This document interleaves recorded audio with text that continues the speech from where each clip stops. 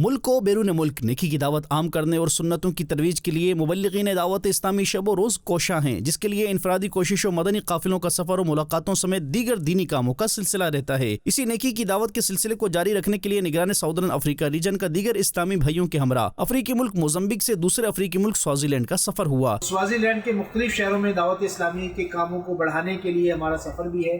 اس وقت ہم سوازی لینڈ کے شہر شنگانو میں ہیں اور یہاں پر ہمارے محسن بھائی سے ہماری ملاقات ہوئی ہے اور یہاں کیسے دعوت اسلامی کے کاموں کو آگے لے کر چلنا ہے۔ امام صاحب سے ملاقات ہوئی ہے، مدنی قافلہ لے کر آنا ہے اور دعوت اسلامی کے ویکلی پروگرام، منتھلی پروگرام یہاں شروع کر کے تو یہاں کے مسلمانوں کو بھی دعوت اسلامی کے ماحول سے وابستہ کرنے اور اپنی اور ساری دنیا کے لوگوں کی اصلاح کی کوشش کرنے کے عمل کو جاری رکھنا ہے۔ آپ بھی جہاں کہیں رہیں دعوت اسلامی کے ساتھ رہیں اور دعوت اسلامی کے دینی کاموں میں شرکت کرتے رہیں۔ سوازی لینڈ پہنچنے پر اس کے مختلف شہروں کی مارکیٹوں، دکانوں اور شخصیات کے گھروں پر ملاقات و نیکی کی دعوت کے سلسلے ہوئے، جس میں نگران ساؤدرن افریقہ ریجن اور دیگر نے نیکی کی دعوت عام کی اور اسلامی بھائیوں کو دعوت اسلامی کے دینی اور فلاحی کاموں سے متعلق آگاہی دیتے ہوئے انہیں بھی ان دینی کاموں میں حصہ لینے کا ذہن دیا، جس پر اسلامی بھائیوں نے اپنی اچھی نیتوں کا اظہار کیا۔ دعوت اسلامی ہے یہ، دعوت اسلامی ہے، دعوت اسلامی ہے یہ، دعوت